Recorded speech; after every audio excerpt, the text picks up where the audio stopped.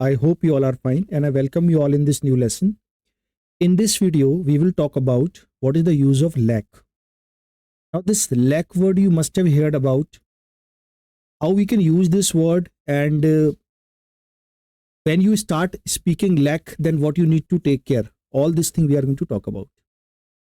Video में start करूं उससे पहले अगर अब तक आपने चैनल को सब्सक्राइब नहीं किया तो आप चैनल को सब्सक्राइब कर लीजिए।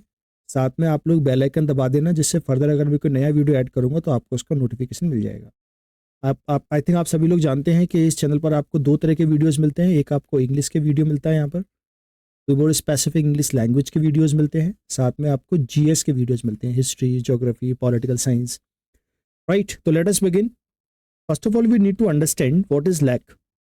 देखिए, इंग्लिश में कुछ ऐसे वर्ड होते हैं जो एक्शन भी होते हैं और वो नो एक्शन भी होते हैं। अब एक्शन नो एक्शन क्या है, देखिए जैसे मान लीजिए कोई भी वर्ड आप इंग्लिश में देखते हैं, then you need to take care कि ये वर्ड कोई एक्शन है या ये वर्ड कोई नो एक्शन है, और उसके अकॉर्डिंग ही आपको रूल्स लगाने होते हैं। Mostly you would find action in English language. Action यानी कि जैसे कि गो, जिसकी आप सेकंड फॉर्म कर सकते हैं। जैसे गो की सेकंड फॉर्म आपने वेंट कर दी, जिसमें आप आईएनजी लगा सकते हैं, जैसे आपने आईएनजी गोइंग लगा दिया, ये एक्शन होते हैं। जबकि नो एक्शन वो होते हैं जिनकी आप सेकंड फॉर्म नहीं कर सकते। जैसे एक मैंने वर्ड लिया, मान लीजिए हैप्पी, तो anybody can tell me what is the second form happy? No, there is no second form, because happy कोई वर्ब है ही नहीं। अगर ये वर्ब नहीं है तो ये क्या है? तो ये नॉन वर्ब है, यानी कि ये नो एक्शन है।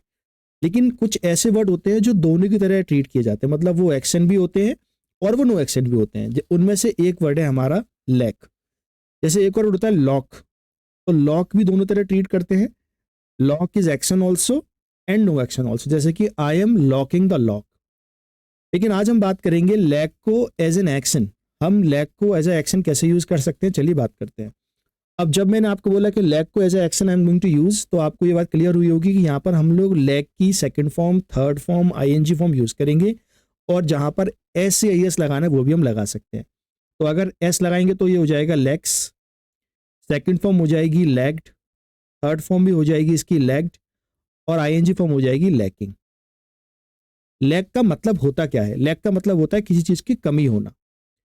जैसे मुझे कमी है पैसे की, तो मैं बोलूंगा आई एम, अब एज एन एक्शन यूज कर रहा हूं तो ये लैक में आईएनजी लग जाएगा, I am lacking money, right. ही को कमी है पैसे की, ही लैक्स मनी। चलो उसके बाद कमी रहती है, ही लैक्स मनी, तो याद रखिए यहाँ पर मैंने एस का यूज किया है, राइट।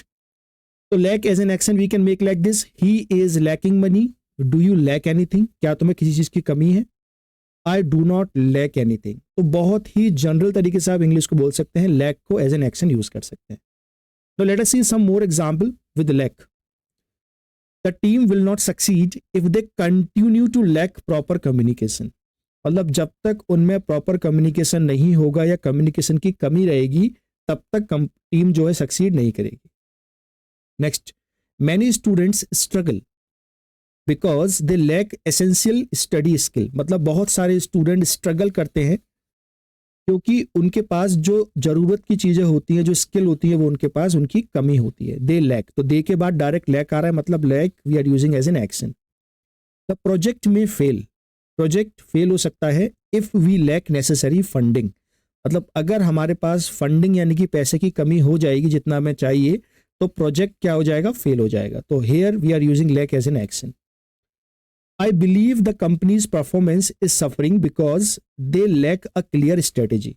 मुझे लगता है कंपनी क्यों सफर कर रही है? क्योंकि हमारे पास कमी है, लैक है एक क्लियर स्ट्रेटेजी की, कंपनी के पास कमी है। Next, we decided to invest in additional training because she felt she lagged। अब देखिए सी के बाद यहां पर आ गई सेकंड फॉर्म, मतलब ये पास्ट की बात हो गई, क्योंकि उसको लगता है she felt the required expertise, क्योंकि जो एक्सपर्टीज जो चाहिए वो इसके पास, इसी के पास नहीं है। तो आप ध्यान दीजिए यहां पर सेकंड फॉर्म से स्टार्ट हुआ तो ये भी सेकंड फॉर्म में ही आएगा। This is the basic rule of English. Next, the garden lacks, garden में किसकी कमी है? Garden lacks sunlight, so the plant are not thriving. Thrive मतलब होता है पनपना। तो यहां पर आपको दो तीन वर्ड पता चल गए होंगे, essential, thrive, all these are the words. तो आप देख सकते हैं यहां पर लैक का यूज किस तरह हुआ है, एज अ वर्ब हमने लैक को यूज किया है। अब कुछ लोग सोच रहे होंगे एक एज अ नॉन वर्ब हम लैक को कैसे यूज कर सकते हैं। जैसे मैंने आपको बोला I have lack of money. अब ये जो हैव है ये पोजेशन वाला हैव है। तो जब पोजेशन वाले हैव की हम लोग बात करते हैं तो उसके बाद हम लोग कभी भी वर्ब यूज नहीं करते। तो ये जो लैक है यहाँ पर, ये लैक आपका नो एक्शन वाला लैक है, राइट। तो आई होप आपको क्लियर हुआ होगा लैक को कैसे यूज करते हैं। अब इस लैक को अपनी लैंग्वेज में यूज करिए। जैसे आप नॉर्मल गो कम यूज करते हैं उसी तरह से लैक एज एन एक्शन आप यूज कर सकते हैं। That is all about this video. अगर आपको वीडियो अच्छा लगा है तो वीडियो को आप लाइक कर सकते हैं। आपके जो भी दोस्त हैं उनके साथ वीडियो को शेयर कर दीजिए, उनको पता चले किस तरीके से आप इंग्लिश लैंग्वेज को यहाँ पर सीख रहे हैं।